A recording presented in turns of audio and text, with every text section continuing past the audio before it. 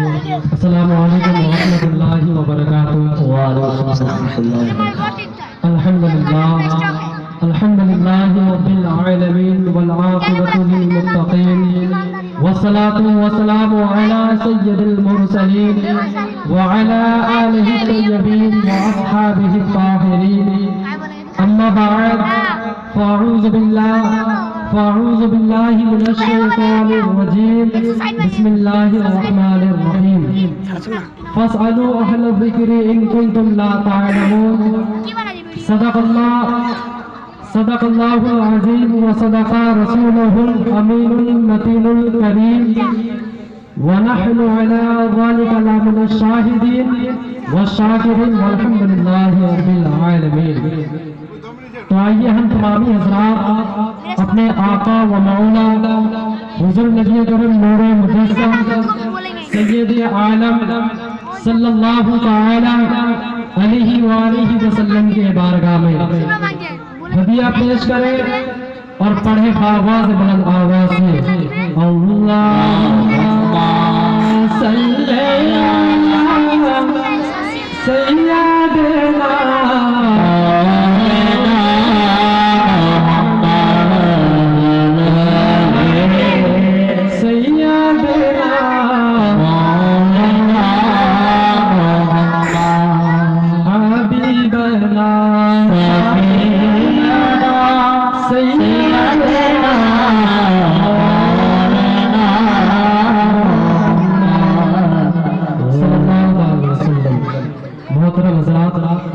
Time short है इसलिए मुख्तसर में कुछ बोल दी जाए। तो मोहतरम हज़रात, अल्लाह ताला कुरान मजीद में फरमाता है फस्अलू अहल ज़िक्रि इन कुंतुम ला तअलमून, और उसका माने यूं कहा जाता है फस्अलू अहल ज़िक्रि इन कुंतुम ला तअलमून, कि ए लोगों अगर तुम नहीं जानते तो इल्म वालों से पूछो। यानी अगर इल्म अगर ना हो तो उलमाए किराम से पूछो। यही कहते हैं कि ए लोगों अगर तुम नहीं जानते तो इल्म वालों से पूछो, उलमाए किराम से पूछो। यही कहते हैं हज़रात गिरामी। इसलिए इल्म फर्ज है। इल्म फर्ज ये जहल हदीस में है कि तलबुल इल्म फरीदतुन अला कुल्लि मुस्लिमिन, यानी इल्म का सीखना हर मुसलमान मर्द औरत पर फर्ज है। इसीलिए इल्म की तलब करो।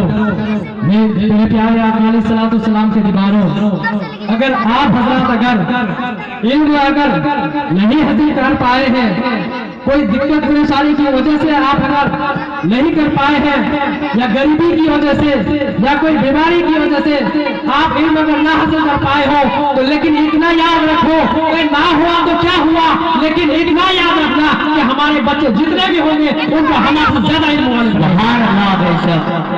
इसलिए मेरे प्यारे आका अलैहिस्सलातु वस्सलाम के दीवारों, जब इल्म होंगे तो ही तो दिन को समझ पाएंगे। अगर इल्म ही ना हो तो दिन के बारे में क्या जानेंगे, और बात यही देवबंदी और अहले हदीस और हदीस बनेंगे।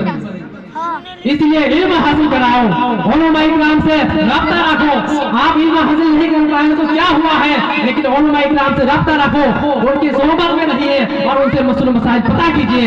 अल्हम्दुलिल्लाह उनकी सोहबत में रहने से आपको भी इल्म में फायदा होंगे, और साथ ही साथ अपने जो भी औलाद है उनको भी पढ़ाओ, आलिम दीन बनाओ या आलिमा बनाओ, जो भी हो बनाओ।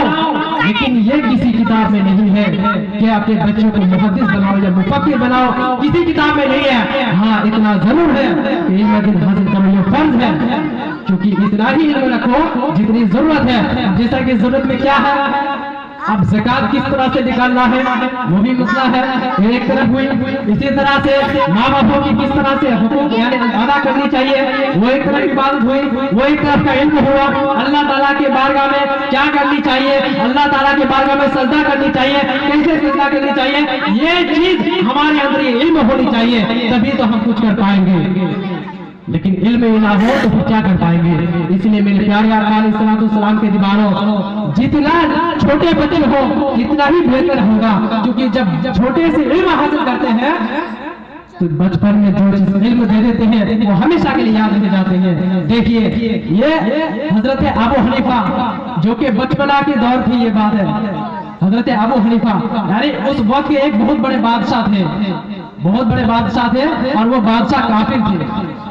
पहले हवाला भी सुन लीजिए, ये है फैजान शरीयत में और सफा नंबर ये यानी 671 और 70 में है, इसमें है। और हमारे उलमा इकराम भी बयान करते हैं कि उस काफिर बादशाह ने अपने वकील को कहा कि जाओ बगदाद शरीफ, और वहां जाने के बाद वहां के जितने उलमा मशाइख, जितने मुफ्ती मुहद्दिस हैं, सबों के पास जाके ये कहना कि पहला 3 सवाल आप लोगों के पास रखता हो, और इन 3 सवाल का किसी ने भी जवाब दे दिया मैं मुसलमान होने के लिए तैयार हूँ, ये कह दीजिएगा।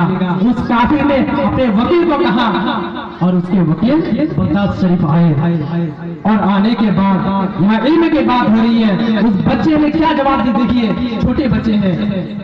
अब जब उस बादशाह ने अपने वकील को बगदाद शरीफ भेजे, तो भेजने के बाद सब उलमा वगैरह को जमा किए, इकट्ठा किए, और इकट्ठा करने के बाद सवाल पहला ये कि उसके बादशाह ने यही जवाब दी थी, यानी सवाल दी थी कि पहला सवाल तो ये है कि अल्लाह ताला अभी इस वक्त क्या करता है, और दूसरा जो सवाल है वो ये है कि अल्लाह ताला खाता पीता है कि नहीं, और तीसरा जो सवाल है वो ये है कि अल्लाह ताला दुनिया में यानी लोगों की तरफ किस तरह से देखते हैं।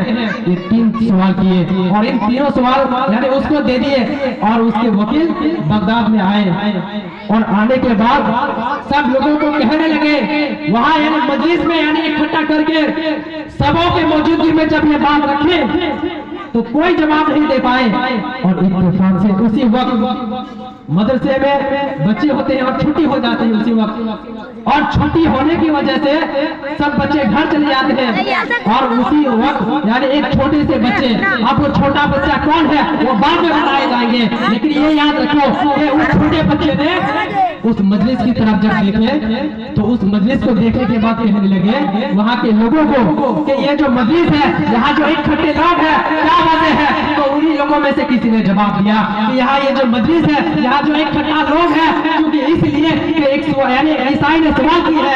एक तो सवाल ये है कि यानी अल्लाह ताला इस वक्त क्या करता है, अल्लाह ताला खाता पीता है कि नहीं, और तीसरा जो सवाल है कि अल्लाह ताला बंदों की तरफ किस तरह से देखते हैं। ये 3 सवाल किए और अभी कोई जवाब नहीं दे पाए। इस तरह से जब कह दिए तो उस बच्चे ने जवाब दिया कि ये तो आसानी जवाब है, मैं आसानी से दे दूंगा। तो वहाँ के लोग हैरान रह गए कि आप कैसे इसका जवाब देंगे, यहाँ इतने बड़े उलमा मुहद्दिस हैं, कोई जवाब नहीं दे पाए, आप कैसे दोगे। तो उस बच्चे ने कहा यहाँ बड़ा और छोटा होने की बात नहीं है, बात ये है कि इल्म है कि नहीं है। तो इसलिए जब उस बच्चे ने ये बात बोल दी कि इसके जवाब मैं ही दूंगा, आगे ठीक है।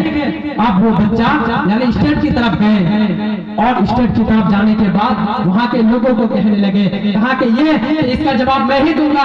तो उस ईसाई ने कहा कि आप कैसे जवाब दोगे, कहा कि मैं ही दूंगा, कहा कि ठीक है। तो फिर उस शख्स को कहा कि पहले आप स्टेट से उठिए, यानी वहां से उतर जाइए, और उस जगह पे मैं बैठूंगा। तो उस ईसाई ने कहा कि क्यों, कहा कि अभी आप मांगते हो और मैं देने वाला हूँ, इसलिए आपको मेरी जरूरत है, इसलिए मैं तुमको दूंगा, इसलिए मैं आगे बैठूंगा, आपको नीचे बैठना पड़ेगा। तो उस बंदे को नीचे उतार दिए, और उतारने के बाद वो जब बैठ गए, बच्चा छोटे से बच्चे थे, जब वो बैठ गए और पहले सवाल का जवाब उन्होंने यही दी कि अल्लाह ताला वो यही है कि तुमको जिल्लत दी और मुझे इज्जत दी, क्योंकि वही इज्जत देने वाला वही जिल्लत देने वाला। तुम्हारे पहला सवाल का जवाब यही रहा। और जो दूसरे सवाल है वो ये है, दूसरा सवाल जो ये है कि तुमने ये जो सवाल किए थे कि अल्लाह ताला खाता पीता है कि नहीं, तो तुम्हारे दूसरा सवाल का जवाब यही है कि अल्लाह ताला पाक है, ना खाता है ना पीता है, वो किसी चीज की जरूरत नहीं है उसको, बल्कि लोगों की जरूरत है पूरी करती है। दूसरे सवाल का जवाब नहीं है। और जो तीसरे सवाल है वो ये है कि अल्लाह ताला के बारे में जो कहते हो कि अभी यानी बंदों की तरफ किस तरह से देखते हैं कि पहले ये हो जाए कि एक चिराग लेके आओ। फिर उस इंसान ने जब चिराग लेके आए तो चिराग लेके आने के बाद वहां रख दिए, और रखने के बाद उस बच्चे ने कहा कि इसको जलाया जाए। फिर उसको जला दिए, और जलाने के बाद कहा कि इसकी रोशनी किस तरफ है। तो इस ईसाई ने कहा कि चारों तरफ है। तो गोया के जिस तरह से इस चिराग की रोशनी चारों तरफ है, इसी तरह से अल्लाह ताला हर बंदों की तरफ देता है। यही अल्लाह ताला ने यानी उसके ताल्लुक से जवाब जो दिए इस बच्चे ने यही दिए।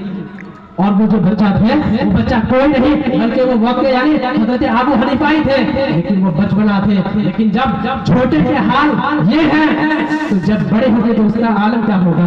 मेरे प्यारे आका अलैहिस्सलाम के दीवारों, टाइम शॉर्ट है इसीलिए मैं यहीं से अपने बयान को खत्म करता हूँ। और अगर इसमें या अल्लाह मेरे बोलने में और